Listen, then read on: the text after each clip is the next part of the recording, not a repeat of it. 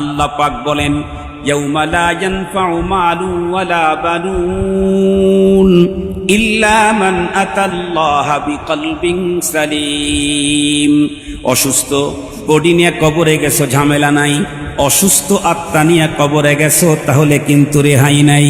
অসুস্থ বডি নিয়ে কবরে গেছো, ঝামেলা নাই, কারণ বডি তো সুস্থ হলেও মাটি খেয়ে ফেলবে, অসুস্থ হলেও মাটি খেয়ে ফেলবে। তাই তো কবি বড় মজায় বলেছেন, कैसे कैसे ताजदारो पादशाह चल बसे, वो खजीना बाला खाना शान शौकत क्या हुई, कैसी कैसी खूबसूरत रानियां शहजादियां, तन बदन सब गुल गया है शिक्ल सूरत क्या हुई, तन बदन सब गुल गया है शिक्ल सूरत क्या हुई। অনেক সুন্দর চেহারা নিয়েও যদি আমি কবরে যাই, বডি তো মাটি খেয়ে ফেলবে। খুব বেশি কালো কুৎসিত চেহারার অধিকারী মাটি খেয়ে ফেলবে, কিন্তু আমার কলব আর আত্মাকে কেউ খাওয়ার কোনো সুযোগ নাই। এজন্য চিকিৎসা এটার করা হলো ফরজে আইন। বন্ধুরা আমার, হযরত উলামায়ে কেরাম, আত্মার ব্যাধি বিশেষজ্ঞ যারা ছিলেন, তারা বলেন আত্মার উপরে জটিল জটিল 10টা রোগের আক্রমণ হয়ে থাকে। আত্মার এক একটা রোগ মানব দেহের ক্যান্সারের চাইতেও ভয়াবহ, মানব দেহে ইবোলা যে রোগ আছে এর চাইতেও ভয়াবহ। আত্মার এক একটা রোগ, এই যে কিছুদিন পূর্বে ভাইরাস চলে গেল কোভিড-19, এর চাইতেও ভয়াবহ। তার ভিতরে একটা জটিল রোগের নাম হলো রিয়া, আর একটা জটিল রোগের নাম হলো সুমা, আর একটা জটিল রোগের নাম হলো হুব্বেজা, আর একটা জটিল রোগের নাম হলো হুব্বে মাল, আর একটা আত্মার জটিল ব্যাধির নাম হলো হাসাদ, আর একটা আত্মার জটিল ব্যাধির নাম হলো বুগুজ, আর একটা আত্মার জটিল ব্যাধির নাম হলো, বন্ধুরা আমার, কিবির। এই রকমের 10টা সিরিয়াস রোগ আছে। সবগুলি রোগ খুঁজে খুঁজে বের করে চিকিৎসা করে 100% আমার আর আপনার অন্তরটাকে সেলিম, অতি সুস্থ সুন্দর করতেই হবে। এটা আল্লাহ পাক, বন্ধুরা আমার, অর্ডার, এটা আল্লাহ পাকের হুকুম। এই জন্যে মোহতারাম হাজিরিন, অত্যন্ত খুশির খবর, অত্যন্ত খুশির খবর আপনাদের জন্য। এই মাদ্রাসায় প্রতি বৃহস্পতিবারে আত্মার রোগ থেকে মানুষের আত্মাকে সুস্থ করার জন্য প্রতি বৃহস্পতিবারই প্রেসক্রিপশন ফ্রি দেওয়া হয়। আলহামদুলিল্লাহ বলেন। আপনাদের অঞ্চলে কিছু মানুষ আছে চোখের সমস্যা, কিন্তু পকেটে টাকা নাই। চোখের সমস্যা কিন্তু পকেটে টাকা নাই। মাঝে মাঝে এলাকাতে চক্ষু শিবির আসে, আপনাদের অঞ্চলে আসে নাই কোনোদিন? মাঝে মাঝে এলাকাতে ফ্রি চক্ষু শিবির আসে। ফ্রি চক্ষু শিবির যখন আসে, তখন বড়লোক যারা আছে তারা তো উন্নত মানের আই হসপিটালে গিয়ে লেন্স টেন্স লাগায় নিয়ে আসে। এই গরিবগুলিও তখন চোখের দৃষ্টি ফিরে পাওয়ার একটা সুযোগ পায়। কখন? ফ্রি চক্ষু শিবির যখন এলাকায় আসে। আগের থেকেই লোক ধরে সিরিয়াল দিয়ে অনেক আগ থেকেই রেডি হয়ে থাকে। আমাদের এই লাইনের বড় যারা হযরত উলামায়ে কেরাম, ওনারা তো নিজের আত্মার চিকিৎসার জন্য কেউ ইন্ডিয়ার পীর ধরেছেন, কেউ পাকিস্তানের তাকি ওসমানীকে ধরেছেন, কেউ ইন্ডিয়ার হাকিমুল উম্মত থানবীর কাছে গিয়ে বসে থাকতেন। আমরা যারা সাধারণ লোক অত দূর পর্যন্ত যেতে পারি না, কিন্তু আমাদের আত্মায় রোগ দিয়া ভরা, অবস্থা বড় জটিল। আল্লাহ শুকুর, এখন অনেক কওমি মাদ্রাসাতে সাপ্তাহিক মানুষের আত্মার রোগের ফ্রি ক্যাম্প বসানো হয়। আত্মার রোগের চিকিৎসার ফ্রি ক্যাম্প বসানো হয়। ইসলাহি মাহফিল মানে আত্মার ব্যাধির চিকিৎসার ফ্রি ক্যাম্প। টাকা নিবে না, পয়সা নিবে না, কিন্তু আমার আত্মার উপরে যে জটিল জটিল রোগের আক্রমণ আছে, যেই রোগ থেকে মুক্ত হয়ে আমাকে কবরে যেতে হবে, নাইলে মালিকের সামনে আমার অবস্থা অত্যন্ত জটিল হবে। হাদিসের কথা বলি নাই মিয়া, কোরআনের কথা বলতেছি। ইয়াউমা লা ইয়ানফাউ মাল ওয়ালা বানুন, সম্পদ আর সন্তান যার পিছনে আমার 24 ঘন্টার মেহনত, আল্লাহ বলেন ওই দিন এই দুইটা কাজ লাগবে না। কি কাজে আসবে? ইল্লা মান আতাল্লাহ, যে ব্যক্তি আল্লাহর কাছে উপস্থিত হয়েছে বিকলবিন সালিম, কলবে সালিম, সুস্থ অন্তর নিয়ে। যে অন্তরে কিবির নাই সে কলবে সালিম, যে অন্তরে হে হাসাদ নাই, যে অন্তরে বুগজ নাই, যে অন্তরে রিয়া নাই, যে অন্তরে সুমা নাই, যে অন্তরের ভিতরে কি বলে শারারত নাই, যে অন্তরের ভিতরে হুব্বে যা হুব্বে মাল নাই, এ জাতীয় নিট অ্যান্ড ক্লিন স্বচ্ছ হৃদয় নিয়ে যে হাজির হবে তার হবে ফায়দা, তার হবে লাভ। তার জন্য আল্লাহ পাক রব্বুল আলামিন ভিআইপি মেহমানখানা জান্নাতুল ফিরদাউস রেডি করে রেখে দিয়েছেন। সুবহানাল্লাহ বললেন না যে? তাহলে আমাদের বডির চিকিৎসা হলো সুন্নত, আত্মার চিকিৎসা, আত্মার রোগের চিকিৎসা করা ফরজ। কেউ কি বলবেন যে আমার ভিতরে আত্মার কোনো রোগই নাই? আপনি মিথ্যাবাদী। কেন? আমাকে আর আপনাকে যেই চার মূল উপাদান দিয়ে তৈরি করেছেন, আব, আতিশ, খাক ও বাত, আগুন, পানি, মাটি, বাতাস, এই প্রত্যেকটা উপাদানের মধ্যেই এই জাতীয় জটিল রোগের জার্ম আছে। মাটির মধ্যে জটিল রোগের জার্ম আছে, পানির ভিতরে জটিল রোগের জার্ম আছে, আগুনের ভিতরে জটিল রোগের জার্ম আছে, মাটির ভিতরে জটিল, বাতাসের ভিতরেও জটিল রোগের জার্ম আছে। যেই 10টা রোগের কথা বললাম এগুলি মাটির ভিতরেই আছে, পানির ভিতরেই আছে। এই জন্য জন্মগতই আমার ভিতরে আমি রোগ নিয়েই আসছি। এই জন্য দেখেন না আমাদের দেশে বাচ্চা জন্মের কয়েক ঘন্টা বা কয়েক দিনের মধ্যে কিছু ভ্যাকসিন দেওয়া লাগে। কথা বলেন না কেন? সিস্টেম আছে না নাই? জন্মের পরেই কয়েক ঘন্টা বা কয়েক দিন বা কয়েক সপ্তাহের ভিতরে ভ্যাকসিন দিতে হয়। তার মানে জন্মগতই ওর এই প্রবলেমটা থাকতে পারে, এই জন্য সেফটির জন্য ভ্যাকসিন দিয়ে দেওয়া হয়েছে। 100% সন্তানের জন্য ভ্যাকসিন যেমন জরুরি, 100% মুসলমানদের জন্য আত্মশুদ্ধি মেহনত করা জরুরি। মনে থাকবে তো আপনাদের? আমি খতিব সাহেব আমার দরকার নাই, আমার আরো বেশি দরকার। আমি মুয়াজ্জিন সাহেব আমার দরকার নাই, আমার তারও বেশি দরকার। আমি শেখুল হাদিস আমারটা দরকার নাই, আমার তারও বেশি দরকার।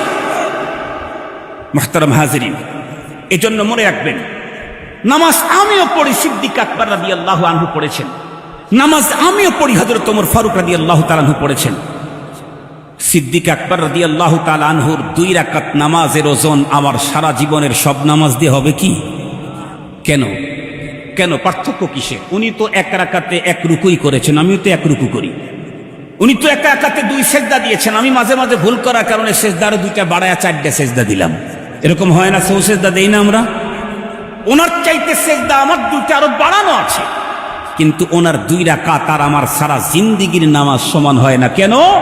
কারণ ওনার কলব আর আমার কলব, ওনার ইখলাস আর আমার ইখলাস, ওনার আত্মা আর আমার আত্মা এক পরিমাণের না। এজন্য নামাজ সকল ইবাদতের ওজন পারবে হলো আত্মা যার যত শুদ্ধ হবে, ইবাদতের তার তত তেজ, পাওয়ার তত বাড়তেই থাকবে। আত্মা যার যত শুদ্ধ হবে তার তিলাওয়াতের দাম বাড়বে, আত্মা শুদ্ধ হবে জিকিরের দাম বাড়বে, আত্মা শুদ্ধ হবে তাহাজ্জুদের দাম বাড়বে, আত্মা শুদ্ধ হবে ইশরাক আওয়াবিনের দাম বাড়বে, আত্মা শুদ্ধ হবে 1 টাকার সাদাকার দাম বাড়বে। আমার আত্মা শুদ্ধ নাই, ভিতরে রিয়ার জার্ম ভরা, আমার পুরা জিন্দেগির সব সম্পদ দান করলে মালিকের কাছে যা পাওনা হবে, যার আত্মা শুদ্ধ তার 1 টাকার দানে পাওনা আরো বেড়ে যাবে। এই জন্য মুহতারাম হাজরিন, আমি একটা বিষয় আপনাদের অন্তরে একটু দিতে চাই, সেটি হলো এখানে যে প্রতি সপ্তাহে বৃহস্পতিবারে ইসলাহি জোড় হয়, এটা আমাদের প্রত্যেকের জন্য খুব বেশি দরকার। আমি একটা মিসাল দিয়ে আমি আমার আলোচনা শেষ করে দিচ্ছি। আমি হুজুরকে বলছি যে 9টা পর্যন্ত কথা বলবো, 9:25 পর্যন্ত বলবো, তাহলে কমপক্ষে তো 10 মিনিট আগে অনেকের হাজার। ঠিক আছে, হুজুররা বলতেছেন যে 9:20 পর্যন্ত যাওয়া যাবে। আমি কি 9:20 পর্যন্তই যাব, না আর 10 মিনিট আগে ছেড়ে দেব? আপনারা যেটা বলবেন সেটা হবে, অসুবিধা নেই। অনেক কথা শুনলাম, কিছু বুঝলাম না, নিয়েও যেতে পারলাম না, মনেও থাকবে না। ওটার চাইতে অল্প শুনলাম, মাথায় নিয়ে গেলাম, আমল করলাম, এটার দাম বেশি। মুহতারাম হাজরিন, এরপরে আমি আপনাদেরকে তাহলে 2টা মিসাল দিই। 2টা মিসাল দিলে খুব ভালো বুঝবেন। আপনারা বলেন তো দেখি, ধরেন আমাদের দেশে কিছু মানুষ আছে না যাদের কিডনি ড্যামেজ আছে? কিরকম আছে? কিডনি যাদের ড্যামেজ হয়েছে তাদের মূল চিকিৎসা হলো কিডনি ট্রান্সফার করা। কিডনি ট্রান্সফার, কিডনি সরায়া অন্য একটা কিডনি লাগায় দেওয়া, এটা হলো সবচেয়ে বড় চিকিৎসা। এটা যদি সুযোগ না থাকে, তার শরীরে ফিট না হয়, তাহলে তার জন্য শেষ চিকিৎসা হলো, কথা বলেন, শেষ চিকিৎসা কি? ডায়ালিসিস। কিডনি রোগীর শেষ চিকিৎসা কি? ডায়ালিসিস। ডায়ালিসিস কিন্তু কিছু রোগী আছে যাদের একদিন পরে পরে ডায়ালিসিস করতে হবে, কিছু রোগী আছে যাদের সপ্তাহে একদিন, কিছু রোগী আছে যাদের মাসে 2 দিন, কিছু রোগী আছে যাদের মাসে 1 দিন। রোগের অবস্থা যেমন ডায়ালিসিস তেমন। ডায়ালিসিস যদি কোনো রোগীর করা লাগে তাহলে মোটামুটি যদি একটু লম্বা হায়াত পায় তাহলে ওই সংসারের আর কিছু থাকে না। সাধারণ সংসার হলে আর 1000 কোটি টাকার মালিক হইলে তাদের তো সমস্যা নেই। ডায়ালিসিস যদি ওই লোকটা না করে তাহলে মরে যাবে তা না, মরা তো নির্ধারিত টাইমেই মরবে, কিন্তু ডায়ালিসিস না করলে এই লোকের জীবন চলতে পারবে না। ডায়ালিসিস যদি করে মোটামুটি সুস্থ মানুষের মতো চলাফেরা খাওয়া দাওয়া করতে পারে, ডায়ালিসিস না করলে এ আর চলেই না। মুহতারাম হাজিরিন, কারো ক্যান্সার হয়েছে এবং অনেকটাই অ্যাটেক্টেড, অনেকটাই, ওখানে অস্ত্রোপচারের কোনো সুযোগ নেই, অস্ত্রোপচার করলে ঝামেলা আরো বেড়ে যাবে, তাহলে তার শেষ চিকিৎসা কি? কেমো। তার শেষ চিকিৎসা কি? কেমোথেরাপি। কেমো হলো তার শেষ চিকিৎসা। কেমো দিলে কি হবে? কেমো দিলে হয়তোবা ধীরে ধীরে ধীরে ধীরে ঘাটা কমে আসতে পারে, অনেক এরিয়া ছিল ছোট হয়ে আসে শেষ হয়ে যেতে পারে, হইতে পারে। যদি তা না হয় পক্ষে যতটুকুন আছে ততটুকুন থাকবে, আর বাড়বে না, অথবা যদি বাড়েও ধীর গতিতে বাড়বে, জোর গতিতে বাড়বে না। এটা হলো কেমোর ফায়দা। মুহতারাম হাজিরিন, আমাদের যাদের আত্মার রোগ আছে, যার রোগ যত বেশি তার জন্য ধর্মীয় আলোচনার ডায়ালিসিসটা তত বেশি দরকার। ধর্মীয় আলোচনার ডায়ালিসিস। ডায়ালিসিস করলে কি হয়? রোগীর শরীরের পানিগুলা রক্তের থেকে বের করে দেয়, দিয়া রক্তটাকে ক্লিন করে ফেলে, এখন উনি ভালো চলে। আমরাও যখন কোরআনে আলোচনা শুনি তখন দুনিয়ার মোহাব্বত, অহংকার, হাসাদ, এই জাতীয় দুর্গন্ধগুলি দিল থেকে দূর হয়, তখন একটু ভালোভাবে চলতে পারি। ঠিক বললাম না? ঠিক বললাম। এই জন্য দ্বীনি আলোচনা, বিল খুসুস ইসলাহি মাহফিলের গুরুত্বপূর্ণ আত্মশুদ্ধিমূলক আলোচনা, এটা প্রতিটি ইমানদারের ঈমান রক্ষার জন্য অপরিহার্য কর্তব্য। মনে থাকবে তো আপনাদের? অপরিহার্য কর্তব্য। আমাদের তো যে অবস্থা, তাতে প্রতিদিন দেওয়া দরকার। প্রতিদিন আমাদেরকে দ্বীনি আলোচনার ডায়ালিসিস আমাদের করা দরকার। আমাদের যে অবস্থা, পারিপার্শ্বিক যে অবস্থা, রাষ্ট্রের যে অবস্থা, সমাজের যে অধপতন, তাতে প্রতিদিন আমাকে কোরআনে আলোচনার ডায়ালিসিস আমার জন্য দরকার। আল্লাহ পাকের কোরআনে আল্লাহ বলেছেন, আব্দুল বাসেত খানের বক্তব্য না, আল্লাহর কোরআনের বক্তব্য। আল্লাহ কি বললেন? ওয়াযাক্কির ফাইন্নাদ যিকরা তানফাউল মুমিনিন। আমি জিজ্ঞাসা করতে চাই, এই যাক্কিরের অর্ডার করেছেন কে? কাকে অর্ডার করেছেন? মুহাম্মাদুর রাসূলুল্লাহ সাল্লাল্লাহু আলাইহি ওয়াসাল্লামকে। আমাকে কিন্তু ডাইরেক্ট বলেন যাক্কির Abdul Baset, no no no. যাক্কির Abdur Rahim, no no no. যাক্কির শাইখুল হাদিস, নো নো নো। যাক্কির কে? মুহাম্মাদুর রাসূলুল্লাহ সাল্লাল্লাহু আলাইহি ওয়াসাল্লাম। আল্লাহ তার শ্রেষ্ঠ রাসূলকেই অর্ডার করলেন, আপনি বারবার কোরআনের কথা শোনান, যাক্কির বারবার শোনান। এখন আমি জিজ্ঞাসা করতে চাই, নবী যাদেরকে ওয়াজ শুনাইছেন তারা কারা? সাধারণ পাবলিক না সাহাবী? আর একটু জোরে বলেন। নবীজির ওয়াজ শুনছে, ইমানও ছিল, সাহাবী হয় নাই, তা কি সম্ভব? কথা বলেন। নবীজির ওয়াজ শুনেছে, ইমান ছিল, সাহাবী হয় নাই, এটি সম্ভব কি? এটা হইতেই পারে না। নবীজির ওয়াজ শুনেছেন, ইমান ছিল, সাহাবী, তাহলে নবীজি কোরআনের বাণী শুনাইতেন সাহাবীদেরকে। সাহাবী ছাড়াও তারাও অন্য লোকেরাও শুনতো, তবে মূল টার্গেট হলো সাহাবী। সাহাবী কারা? সাহাবী হলো তারা যাদের অন্তরের পরীক্ষা নিয়েছেন স্বয়ং আল্লাহ পাক। তাদের অন্তরে এই জাতীয় ঝামেলা আছে কি? থাকলে কি রেজাল্ট দিতেন আল্লাহ? কথা বলেন না কেন? তাদের অন্তরের ভিতরে হাসাদ, বুগুজ, কিবির, রিয়া, সুমা, হুব্বে যা, হুব্বে মাল, এগুলি আছে কি? একটাও নাই। স্বয়ং আল্লাহই কোরআনে বলেছেন। মুহতারাম হাজিরিন, যেই মানুষগুলির অন্তরের উপরে কোনো এই জাতীয় রোগ ছিলই না,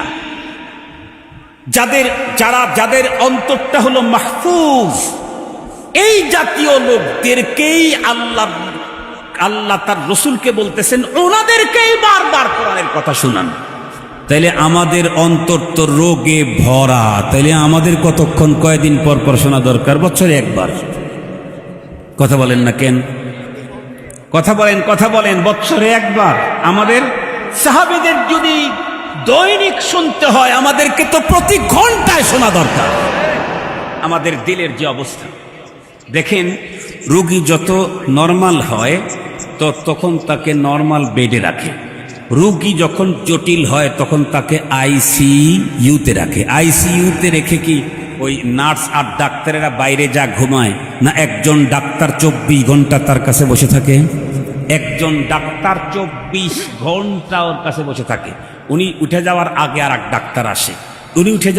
এক ডাক্তার আসে।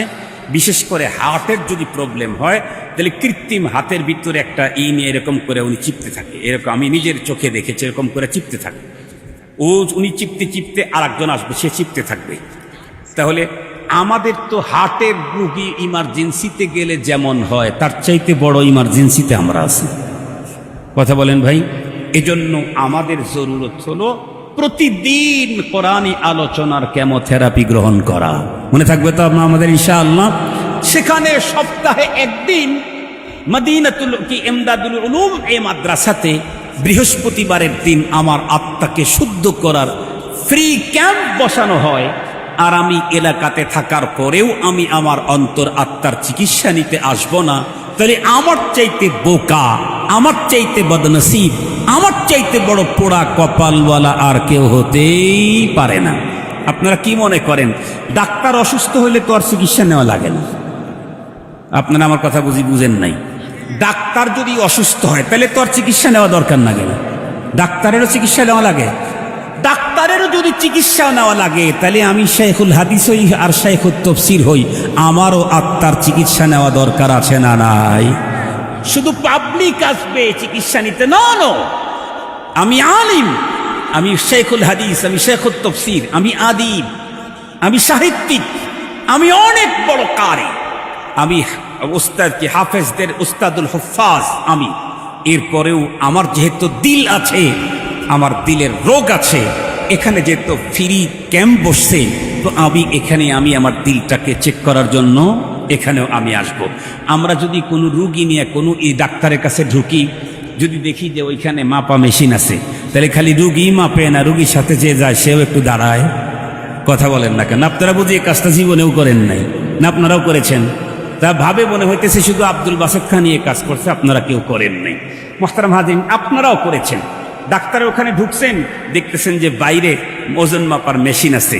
আপনি কিন্তু ডাক্তার দেখাইতে যান নাই, আপনি রুগী নিয়ে গেছেন।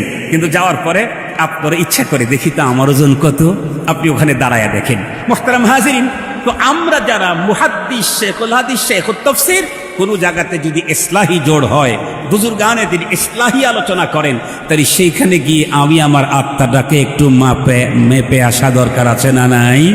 অবশ্যই দরকার আছে। এই জন্য আমরা ইনশাআল্লাহ আগামী বৃহস্পতিবার থেকে সামনে যে জোড় হবে সেখান থেকে প্রতিনিয়ত কন্টিনিউ আমরা ইসলাহি জোড়ে উপস্থিত হব। আমাদেরকে ডেকে নিয়ে এসে ওয়াজ করাইবেন, আমরা জেনারেল চিকিৎসা দিয়ে যাব। স্পেশালি আপনাকে সুস্থ করার জন্য আপনার স্পেশাল ডাক্তার লাগবে।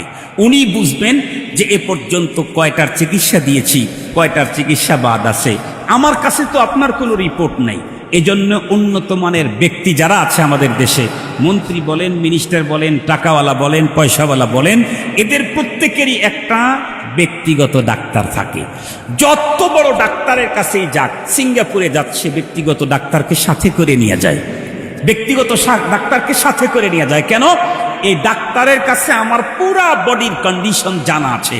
ইনি ওই ডাক্তারকে গিয়ে যখন বলবেন যে ওনার হার্টের এই অবস্থা, কিডনির এই অবস্থা, এত বছর হয় হার্টের, অত বছর হয় কিডনির এই কন্ডিশন, এটা সব যখন বলবেন তখন ওই বড় ডাক্তার আমাকে চিকিৎসা দেওয়াটা সহজ হবে।